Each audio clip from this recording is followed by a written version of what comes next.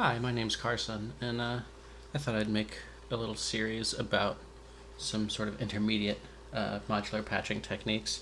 I feel like there's a lot about basic stuff and a lot of videos about specific modules, but I wanted to make a series about techniques that you could use, across a range of different modules and more technique concepts than anything. So in this one, I wanted to talk about control feedback. When you think of feedback like a guitar feeding back, it's audio going around in a loop and getting amplified. In this case, what I'm talking about is taking an audio output and using it to control something that is generating that audio. So let's start out. I'll start out simple with a square wave from a Dixie. And hear that here. And then I'm going to take that square wave and put it through a filter. So basically this concept, turn this down, basically this concept is you take an oscillator, put it through a wave shaper of some sort. Usually I use a filter because that's, usually you have one. And then use the output of that filter to modulate something before it. So let's take the output of the filter, listen to that. There you go. Just a classic low pass filter sound. So the first situation that I saw or tried doing this with was taking the output of the filter and patching it back in to control the cutoff of the filter. And on some wave shapes it's a pretty subtle effect, on other ones it's less subtle. And this one kind of get almost like a PWM type of effect.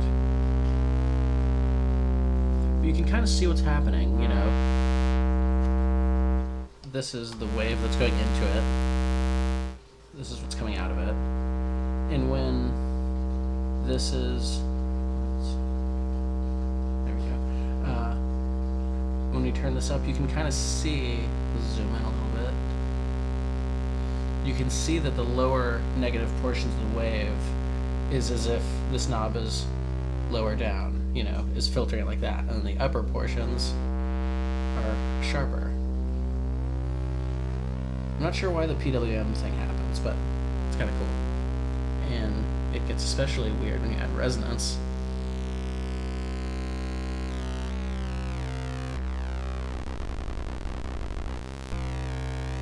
You get it to kind of break up and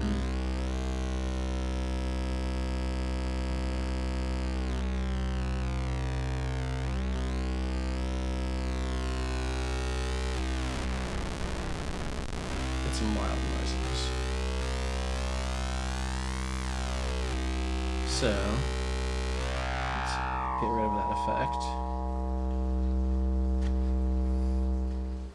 So now we're just listening to the raw waveform. So what happens if instead of modulating the cutoff of the filter, we do the pulse width? So here you can get... So in this case, we're not actually listening to the filter. We're just hearing the effect it's having on this control of the pulse width.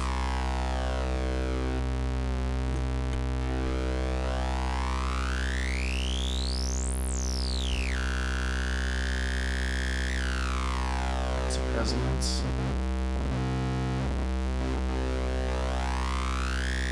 All sorts of great effects.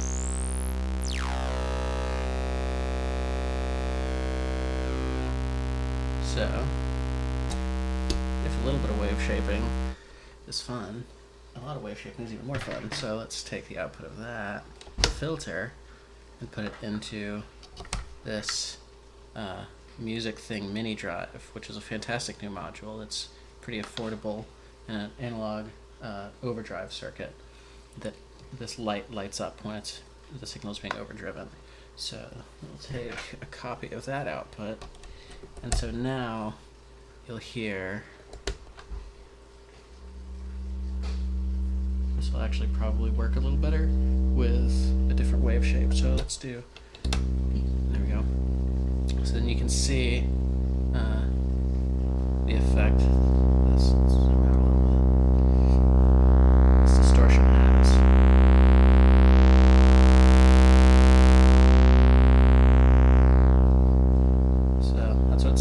when you listen to it. But then what's it like? You use that to control something.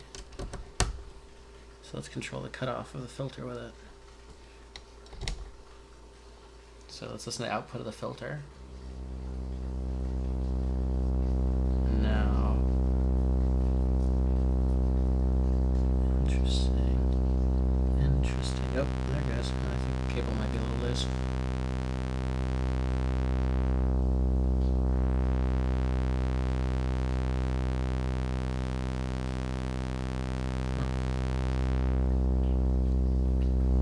And the kind of cool thing is, since we have outputs from all these positions, we can kind of mix all of them together a little bit.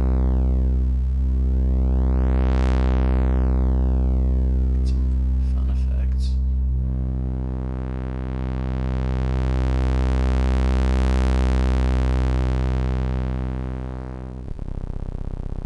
You can get to these interesting spots of instability.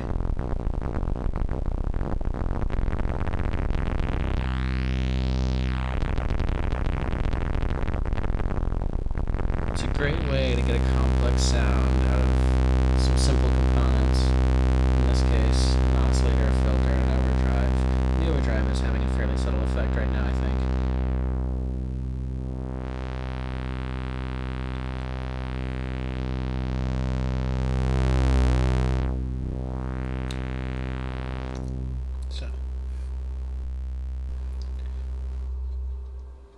So that's a ton of fun with a simple oscillator, but it's even more fun with a complex oscillator. So I'm going to bring in the Loquelic Iteritas, which is a digital oscillator, and it has a variety of parameters to change the sound it makes. So let's listen to, this is the raw sound. Start with a simple one. There's the raw sound, and then you can have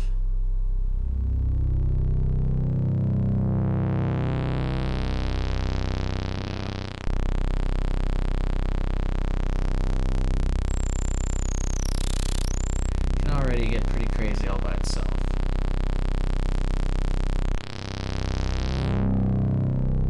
So let's listen to it coming out of the filter. Filter kind of tames a lot of that edge, which is nice. So now let's get the control feedback going. Let's take the output of the filter and have it change this knob, which has a wide effect. Probably my favorite knob, the modulate knob on the Loquelic. So, but first we're going to send it through a attenuator because I don't want it to affect it a whole ton, just a little bit. When you turn it up, you can start.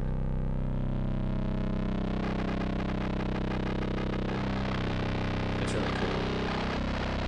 All those sort of digital effects. And then of course, because that effect is coming through the filter, the sound of the filter will also affect it.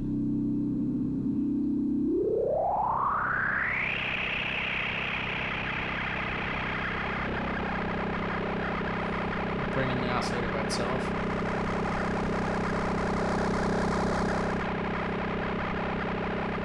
Let's bring in the overdriven signal. There we go.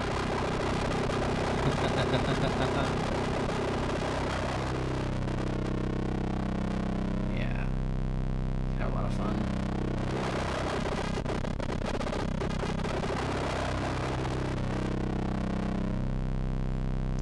Whole ranges of sound. All right. So that's great for drones and all, but what if you actually want to make some music? So let's take the output of our mixer, take it into a voltage controlled amplifier, and then use an envelope, which I have right here, to control that. And then I'm going to use Digitact to sequence this.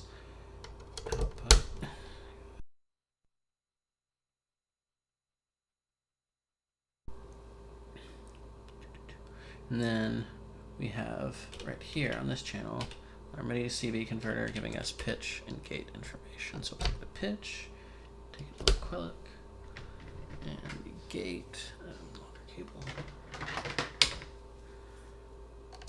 And take the gate to, oh, there we go. So now, what is that? Oh, of course. And we can turn up the output of the filter. We have a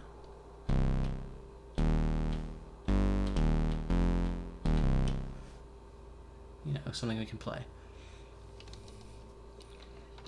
So let's see if we can't get a good sound going. I'm gonna take the output of this envelope and feed it into my filter to get a little bit of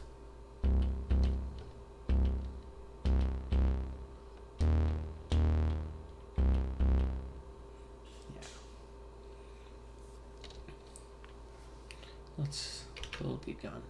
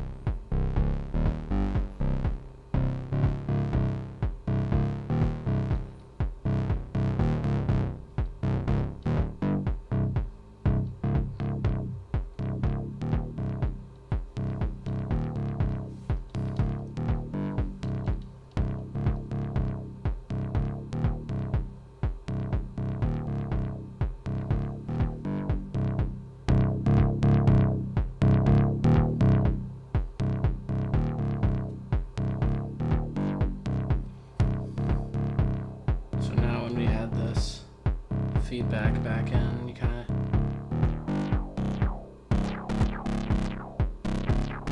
of get sort of a grit or intensity or edge to it.